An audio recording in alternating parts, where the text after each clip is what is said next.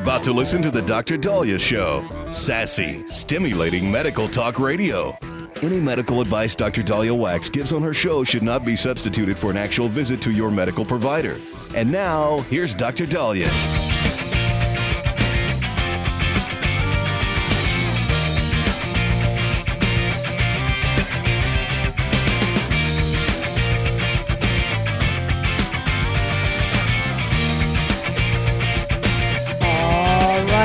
We are back on the Dr. Dahlia Show. Thank you all for tuning in.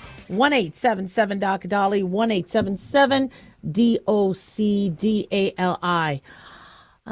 Wow. I don't know if many of you have seen the video, but in Las Vegas, Nevada, there was a kid who was celebrating, a little boy who was celebrating his 10th birthday party. And he was ziplining. And right after he gets off the platform and he zip lines, he falls. From what I understand, he fell right on concrete, injuring his head and back, suffered a concussion. I don't know the extent of his injuries. He's alive. But the scene happened, according to KLAS, Las Vegas, at Spy Ninja's headquarters. This happened February 7th. Little boy's name is Knox. He and his family were celebrating his 10th birthday. You see him harnessed, jumping off the platform. You know, they say, all right, let's go. He makes it through a part of the obstacle, and then he falls. He fell over 20 feet, hitting the concrete. Now, zip lining has exploded in popularity the last few decades. And I see many people like on Fremont Street, a part of Las Vegas that was old Las Vegas, that has now been kind of cornered off, and it's a really fun place. But there's people ziplining above you, and I'm thinking to myself, are there trampolines? And I think there might be nettings there. But if somebody falls, there needs to be, and I think there are, but I don't know why there wasn't netting here. But I've seen this all the time where people are just, zip lining above you. And I mean, not only can they die when they fall, but you also if they fall on you. And it's a frightening thing that something like this is happening. And so, according to Knox's uncle, Navante Hill, they didn't have any cushion on the floor. It was pretty much straight concrete. He landed straight on his back and his head. Definitely the scariest moment as a family for all of us, on his birthday on top of it. Now, he suffered from a concussion but is recovering. I do believe that he is able to still walk and be able to go to school. They're even saying he may be able to go back to school. Thank God. This is nothing short of a miracle to survive something like this. But wow. So Spy Ninja is what they have now is what I've noticed with kids' birthday parties and these kids' areas is they're starting to really push the envelope of activities kids could do. I mean, in the olden days, you would climb trees, you would, put tires and wrap them around and swing, and you would jump into rivers and cliff dive and do all sorts of stuff with nature. Well, parents freaked out because, in fact, we had a really, really good friend whose child climbed a tree, or I think he was trying to climb a wall to get a ball, falls off, hits his head, suffers a traumatic brain injury, and dies. And so a lot of parents are like, no, we're done with the tree climbing. We're done with the wall climbing. We're done with the wheeling on your bike. You're going to play it safe and play video games. Well, a market grew where, we could have areas where they could play, and it's not going to be by cars. People aren't going to be able to abduct them. It's going to be in an enclosed, quote unquote, safe area. And now they could get their fill or scratch that itch about being at high heights, or being able to rock climb, or being able to, zip line or feel free. And I wonder if we've gone too far. One thing that plagued our family was the trampoline park birthday parties. So my kids loved being able to jump on things. Well, my son goes to a birthday party, foot gets caught, in the trampoline holes, and he dislocates his knee. He's had surgery. He still is disabled from that, just a trampoline birthday party.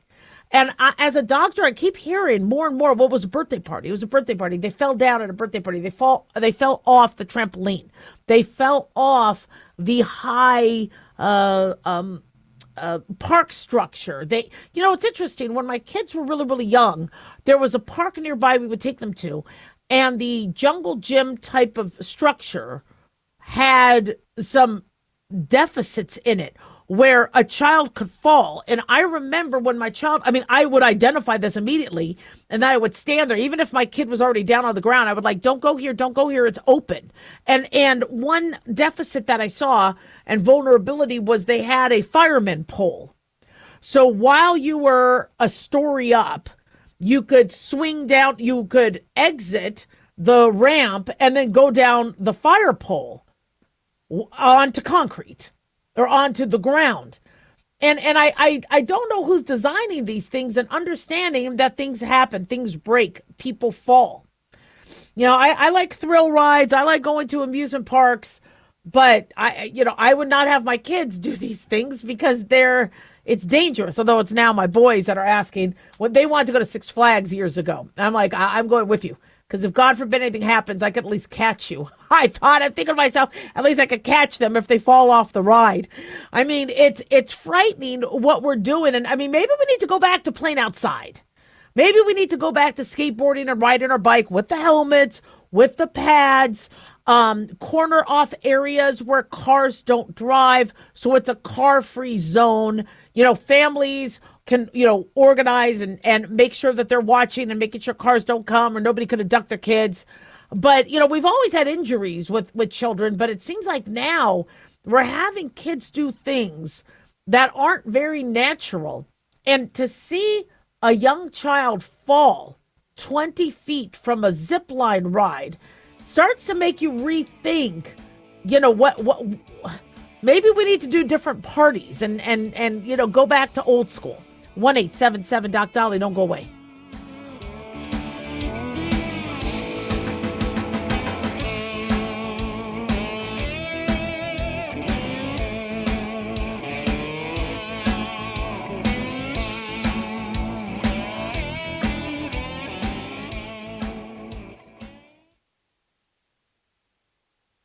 This is an urgent announcement for anyone that's $10,000 or more in debt. Before you make another minimum payment, you need to know there are special programs that can completely free you of your debt. Total Financial Freedom can help you become debt-free in months instead of years. Resolve your credit card debt, signature loans, department store cards, internet loans, and timeshares. Call Total Financial Freedom now at 800-878-6020 for a free consultation. For 16 years, Total Financial Freedom has helped thousands get out of debt. You can feel confident when calling because Total Financial Freedom is A+ rated by the Better Business Bureau. Battling for years and years stuck in the endless cycle of minimum payments could take decades. You have the right to get your debt resolved and substantially reduce your monthly payments. Call Total Financial Freedom now at 800-878-6020.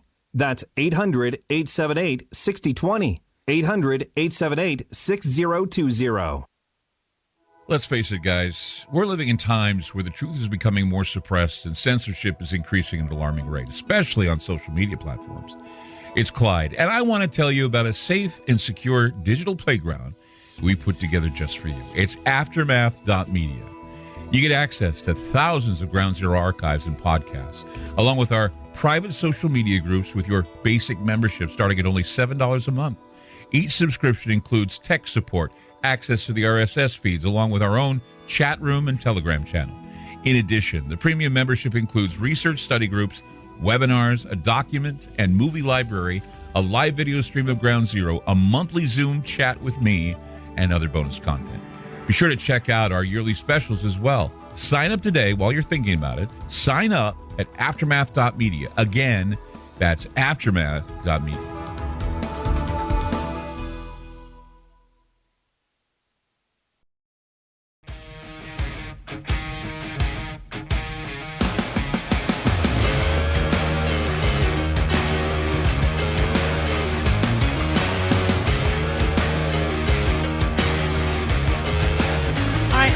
We are back on the Dr. Dolly Show. Thank you all for tuning in. 1-877 Doc Dolly, 1-877 DOCDALI. Big thanks to Talk Media Network for making the show happen. Big thanks to Daniel, our producer, and big thanks to you all for tuning in. We really do appreciate it. Don't forget to follow us on Twitter or X at Dr. Dahlia, Facebook, The Dr. Dahlia Show, and on YouTube, click like and subscribe. So something that we knew was coming but is historic is Mark Zuckerberg, CEO of Meta, and now Instagram, is going to be testifying, and a jury is going to decide if social media platforms such as Meta deliberately harmed children, causing them to be addicted and worsen their mental health. And this is going to have ramifications down the line, not only for social media companies, but I think for everything else in general. And I guess where, one of the attorneys, where this lawsuit came from is one of the attorneys is representing a 20-year-old woman who identified by the initials KGM. And she claims that her early use of social media addicted her to the technology and exacerbated depression and suicidal ideation. Now, of course, Meta platforms and Google's YouTube are now the two remaining defendants in the case. Apparently, TikTok and Snap for Snapchat have settled. Now, according to CBS 8, Zuckerberg has testified in other trials, has answered questions from Congress about youth safety on Meta's platforms. He has apologized to families at a hearing whose lives had been upended by tragedies that they believe were because of social media. But this is kind of the first time we're going to see Mark Zuckerberg in front of a jury. There's going to be some of the parents who have lost children that they claim were because of their social media use. And they say this case, along with two others, have been selected as this kind of bellwether trial, they're calling it, meaning its outcome could impact how thousands of other lawsuits against social media could play out. Now, a Meta spokesperson said the company strongly disagrees with the allegations in the lawsuit and said they are confident the evidence will show our longstanding commitment to supporting young people. So one of Meta's attorneys, Paul Schmidt, said he's not disputing that the 20-year-old woman, KGM, had mental health struggles, but that Instagram played a substantial factor in those struggles. So how they're defending this is they're looking at medical records that showed a turbulent home life, and that what she did was the mental health issue started prior, and then she went to Instagram or social media to deal with mental health issues. And that's this is kind of an issue we have when we try vaccine cases and look at, vaccine side effects. Did the person who got, let's say, Guillain-Barré, which is an immune response that could attack your spinal cord, that could happen after an infection or it could happen after a vaccine. Rarely after a vaccine, but it can still happen. So you have patients saying, I got this, it was from the vaccine. And so now the burden of proof is on the defendant.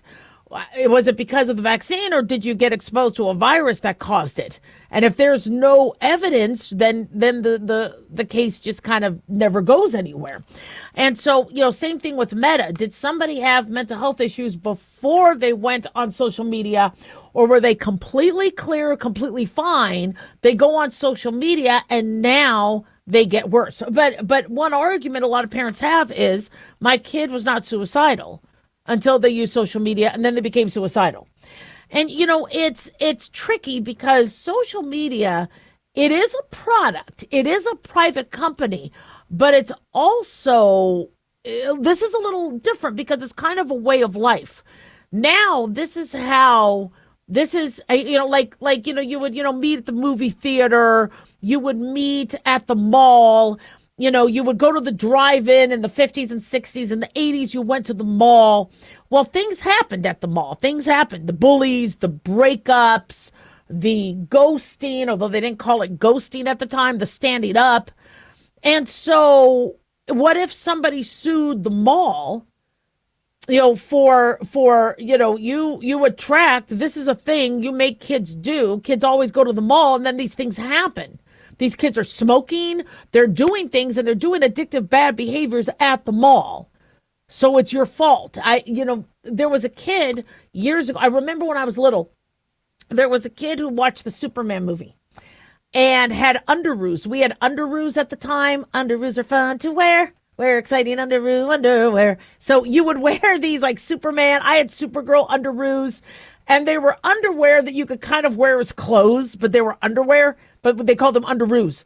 And so I guess a kid had Superman underoos, and they were selling capes in the toy stores. Well, this boy saw Superman, and he had a red cape, and then he flung himself out of a window thinking he could fly like Superman.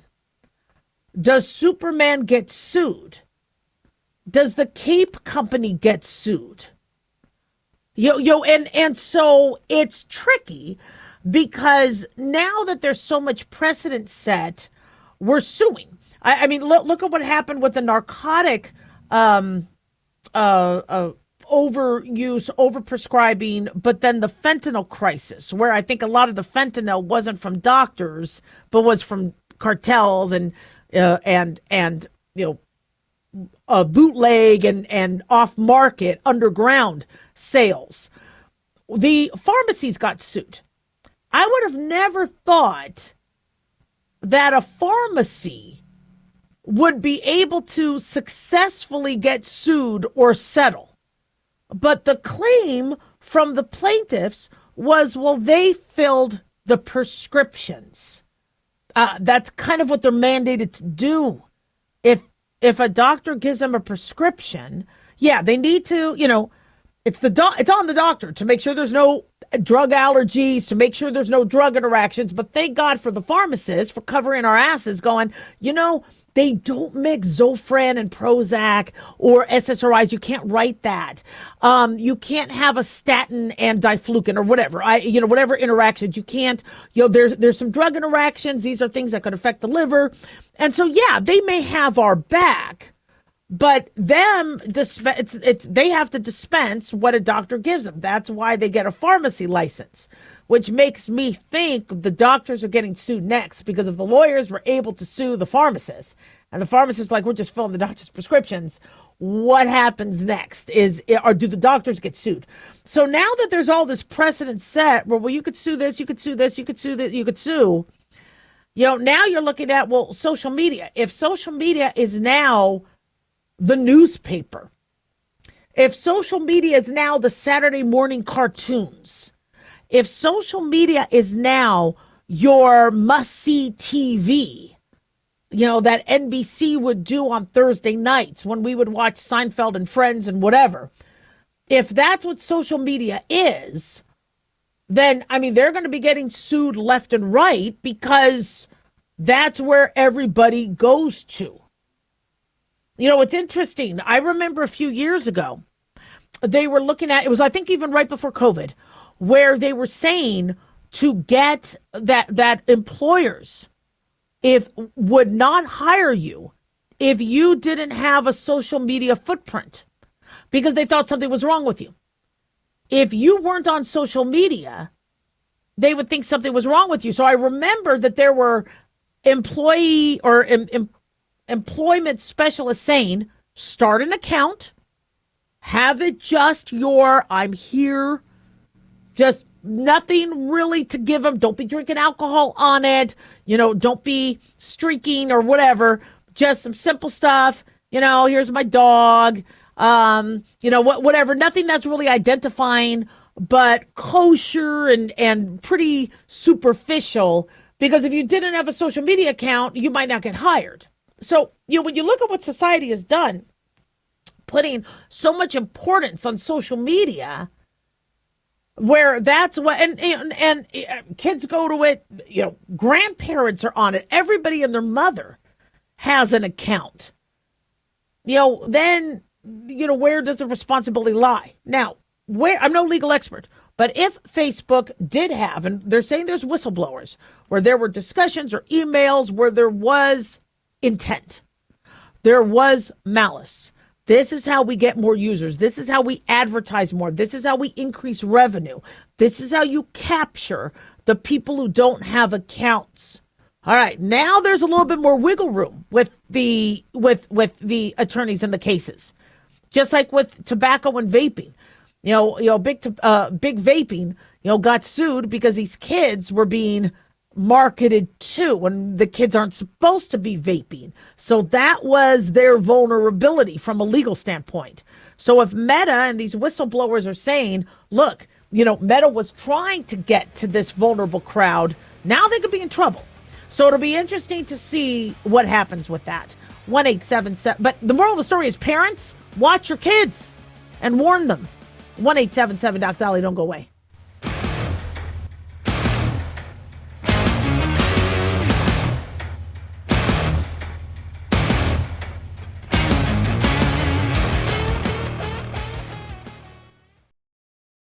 Dr. Dahlia here. Are you tired, burned out, gaining weight, succumbing to the daily pressures of life? Well, how's your dopamine doing?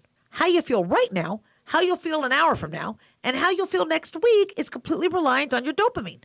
Our daily motivation and willingness to push through challenges depends on the intricate chemical process dopamine provides. Christian Kalikas and I created Deploying Dopamine, a book that tells you what dopamine is, when it dysfunctions, and how to successfully deploy it when needed. Find Deploying Dopamine on Amazon today. Check it out.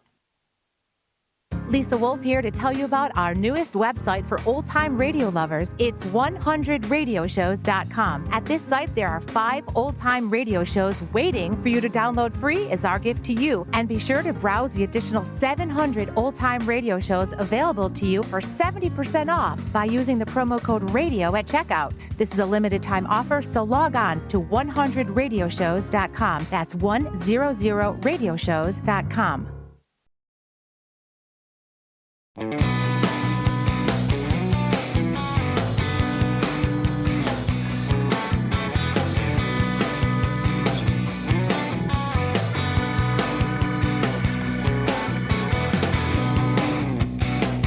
Welcome back to the Dr. Dahlia Show. Thank you all for tuning in. 1-877 Dr. Dahlia, 1-877 DOCDALI.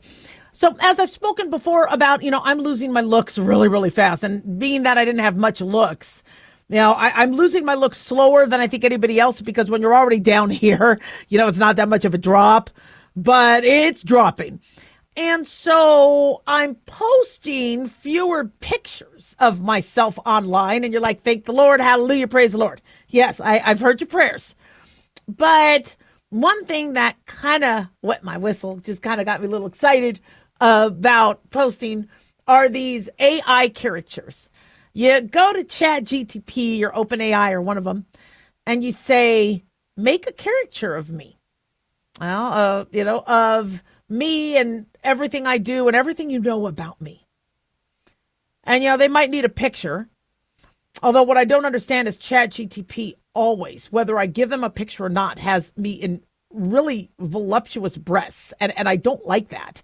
I really can't stand cleavage. I mean, on my pictures, I was like, turtleneck Tracy all through school. I just didn't really like showing cleavage. That's just not me. And I don't understand why ChatGPT keeps giving me cleavage. Interestingly, when I said, make a picture of me and, what I do, they made me brunette. I had a big, beautiful cross, but I had big boobs. And so ChatGPT isn't, all there yet. And unless they were going, look, she's, she has, dark roots. So she's not a real blonde. And, she, has a Judeo-Christian family. And so, and she does go to church and mass a lot. So, but I still, my boobs don't look like that. So no. But now you could do these AI characters where they're like little cartoons. And they really make you look kind of cute. And I'm blown away at how they, grab your personality. They grab what you do. Like you see the Dr. Dahlia Show, they see the radio. It's like they know who I am because of the internet. And then they come up with it. And yeah, sometimes you have to feed the information in, or sometimes they just get it from the internet. And you're like, well, this is pretty damn cool. I couldn't have designed this better. And the reason why it's capturing us, especially those of us in the media, is because we have to pay thousands of dollars for somebody to do something like that, to draw it, to, it's funny because people are like, well, let's fight AI. We don't want AI. Nobody wants AI. This way it doesn't screw people over and take them out of their jobs. Well, AI is getting smarter. They're like, let's take some people in the media and let's give them thousands of dollars of a promotional picture for free. And they're like, ooh, I'm hooked. I look like that. Yeah, I look like that. No, I don't look like that. I don't. But I love the possible logo. I love that. Well, it might be a bad idea to do those. Remember, we're feeding AI information about us. So when you tell AI, create something of me and everything you know about me, okay, you're now prompting it to learn you. I don't want to be learned. Okay, I want to be unpredictable. Don't, and I have to admit, sometimes the pictures do have me wrong. Like in this radio picture, the latest one they did of mine, there was a knocked over pill bottle. I don't take medications. I'm not really a medication person. I mean, I'm on some vaginal estrogen.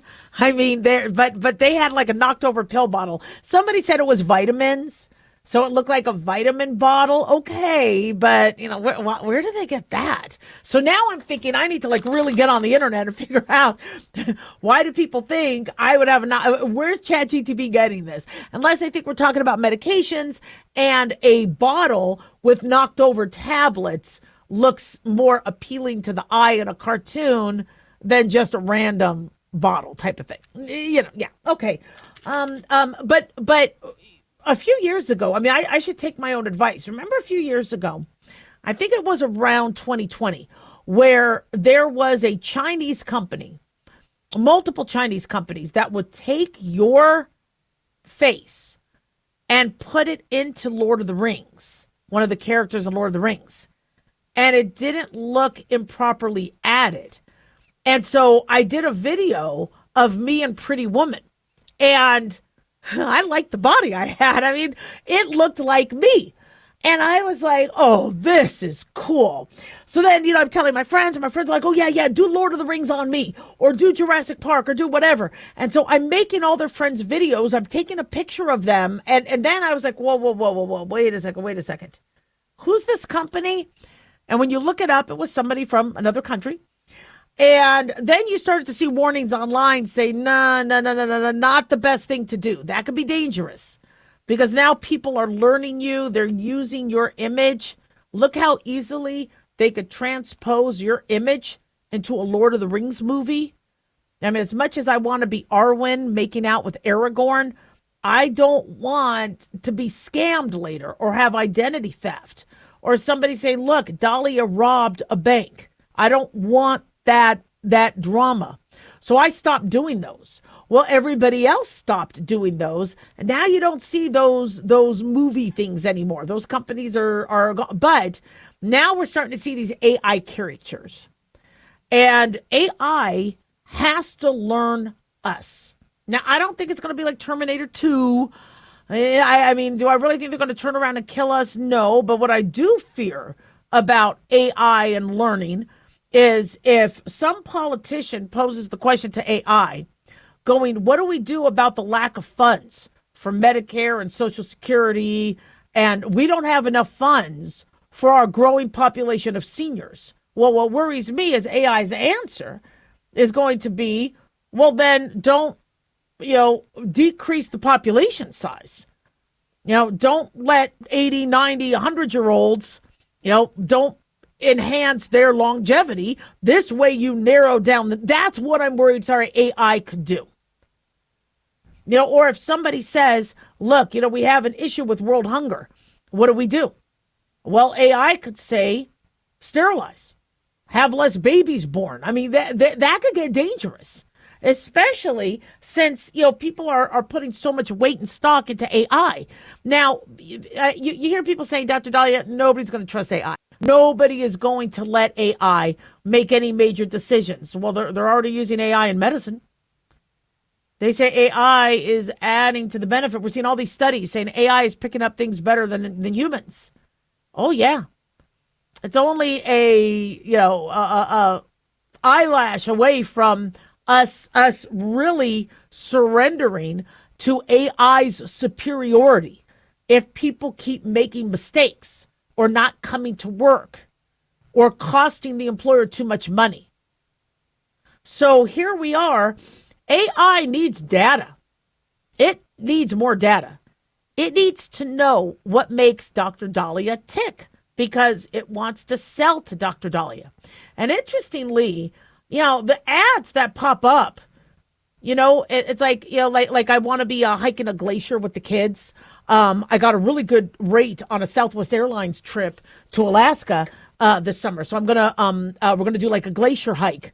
And maybe it's because I looked for it or whatever, but now all I see are trips to Antarctica and ice. And so, or like I'm watching the Olympics, and I love watching the Olympics because of the snow and the big fall and the ski and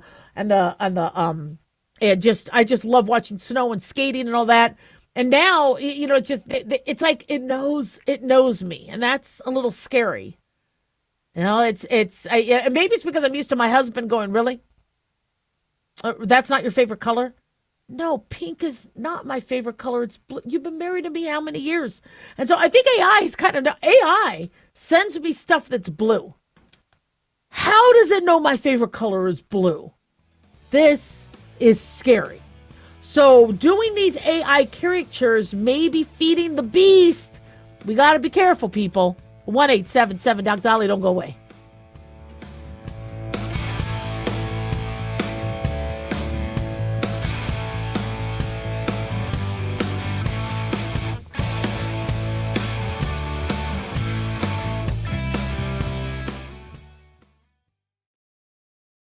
Hi guys, Dr. Dahlia here. Addictions can sneak up on us and come in many forms, whether it's drugs, alcohol, sex, video games, porn, or something less obvious such as food, internet, or shopping. Addiction can seem innocent at first and then evolve into an insurmountable evil. In our book, Addiction Basics, Caitlin Kalikas and I dive into the common addictions and provide tips for identifying and preventing these before they sneak in and take over our lives. Addiction Basics can be found on Amazon or my website, drdahlia.com. Check it out.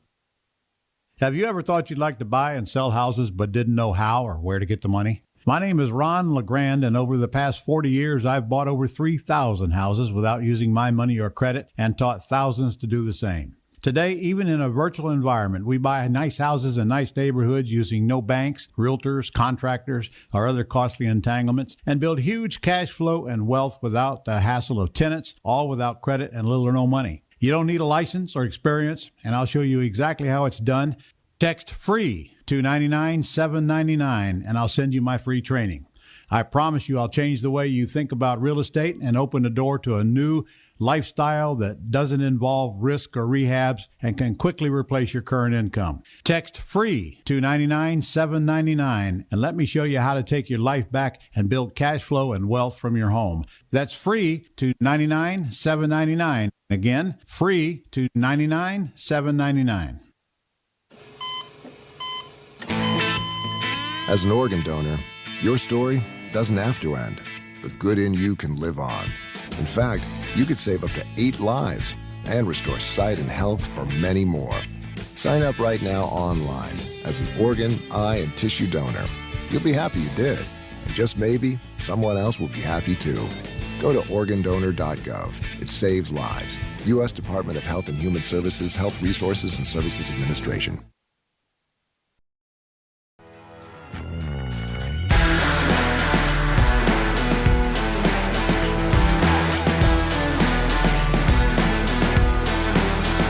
All right, things are heating up. 1-877 Doc Dolly, 1-877 DOCDALI. So one of the biggest questions asked since Trump started his second term is a Supreme Court justice going to retire so he can nominate somebody who is younger and can have some longevity.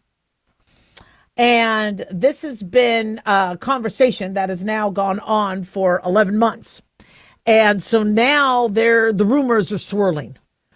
And so as opposed to Clarence Thomas, who I think is 77, the rumors are swirling around Supreme Court Justice Sam Alito. And there is a lot of speculation that he could retire this year. Newsweek has contacted the U.S. Supreme Court's Public Information Office for comment. There hasn't been comment, but I'm sure the media, you see how the media is like, okay, we need something juicy.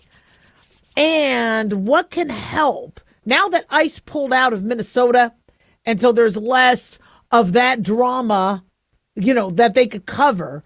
They would love to cover Trump trying to get another Supreme Court justice. So I think the media may actually fuel this on because it gives them something to talk about. And then it gives the Democrats something to fight in the midterms. Again, the economy is doing better.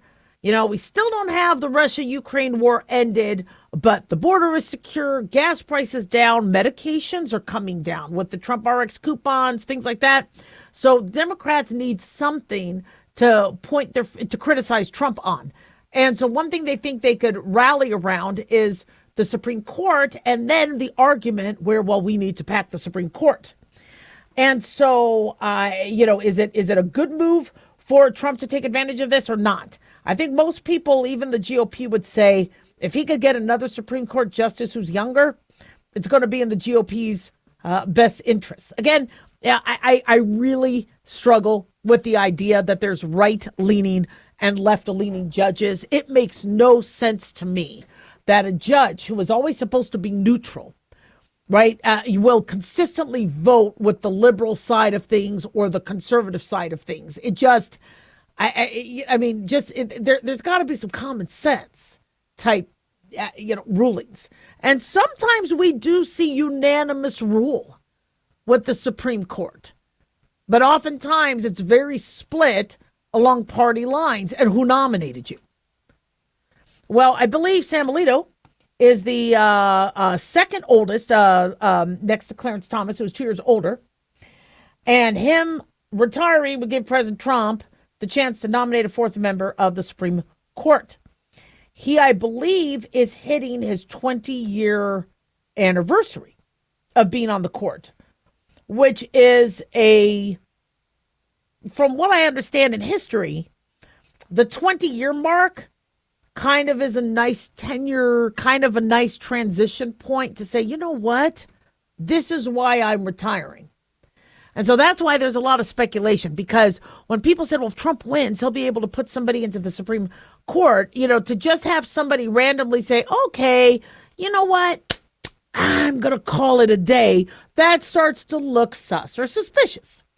But if somebody says, look, I did 20 years, I'm at the 20-year mark, I'm sure not many people are going to buy that, but it allows there to be a logical explanation for somebody saying, you know what, I did my time.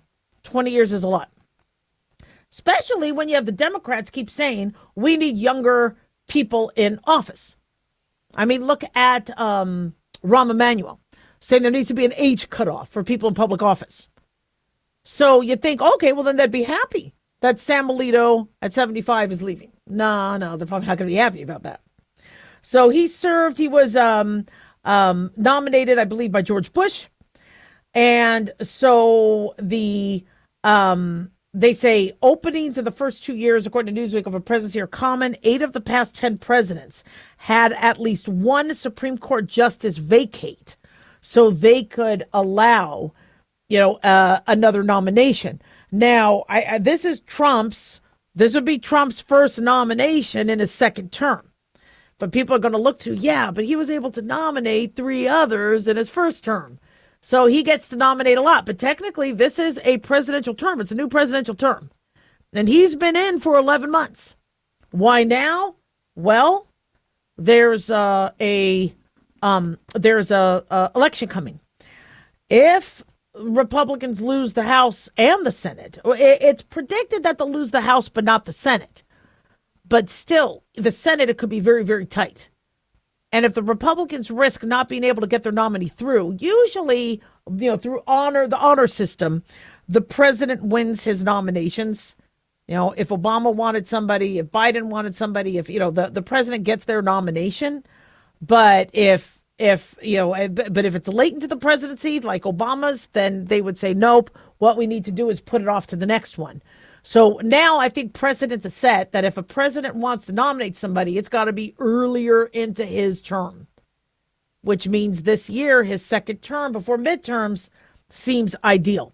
Another thing that allows Alito to save face is not only this 20-year tenure, but apparently he plans to publish a new book. And so, yeah, you could release books, but if he wants to go on the circuit, he says, look, I want to promote my book. So this is I think it's going to happen. Melissa Murray, a law professor at New York University, according to Newsweek, said of Alito's 20th anniversary of joining the highest court in the land, that is usually a very good milestone on which to retire. Steve Vladek, a law professor at Georgetown University, said Alito publishing a new book in October is a pretty big tell, since one can't exactly go on a book tour during the first argument session of the term.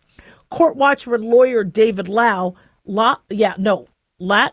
wrote on Substack, book buyers are much more interested in what a current justice has to say as opposed to a retired one. They said, I could see Justice Alito not wanting to step down until well after the publication. And then Washington consultant Bruce Melman said, while the president retains massive sway with the congressional GOP, his ability to demand fealty on future nominations may be diminishing. So Chief Justice Thomas, Chief Justice Alito, I think it's going to happen. If Alito plans to step down at the end of this current term, then the White House and Senate Republicans will vet and advance a nominee, and they could possibly do that before. I think it ends, June 30th, roughly, the term. They could get started on that July, August, September, and then do the hearings in September, October. And so that's what I predict is going to happen. The longevity of a Supreme Court justice is nice, but I also like the wisdom. I think there's a lot of wisdom that we get from our older justices. Also, it's very interesting in that I think you need a makeup that, does kind of bridge a lot of the generations. Because it's very interesting. As I keep saying this, the Kennedy Democrat was much different than the Clinton Democrat, and very different from the Biden Democrat, and even more foreign to the Ocasio-Cortez progressive Democrat. Same thing with Republicans. The Bush Republicanism was way different from Reaganism, was way different from Trump philosophy and administrations. And so, we do have a lot of old school thinking, and I like a lot of old school thinking, being that I'm Gen X, but I also understand that we have to prepare for what the newer generations are looking at, and so it's state rights versus we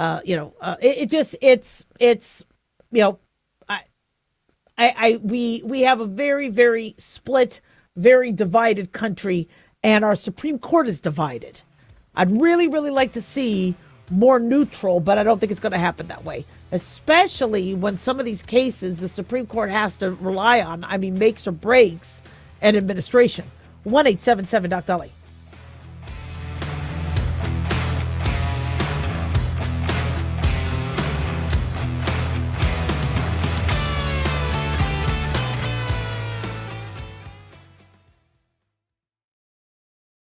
Can you believe, with all the recent violent protests, looting, and destruction, some areas are considering either defunding or abolishing the police? At a time when America's neighborhoods need the protection of police the most, some elected officials would rather create more chaos by playing politics. If you're sick of elected officials caving in to demands of the radical left, you're not alone. It's time we stand up and declare our support for local police. The majority of police officers are important partners in protecting our God-given rights. If you prefer freedom over chaos, then learn how you can help protect the local police that serve your community. Call today and request your free Support Your Local Police info packet. Dial 800-JBS-USA-1. That's 800-JBS-USA-1. Request your free Support Your Local Police info packet by calling 800-JBS-USA-1 today.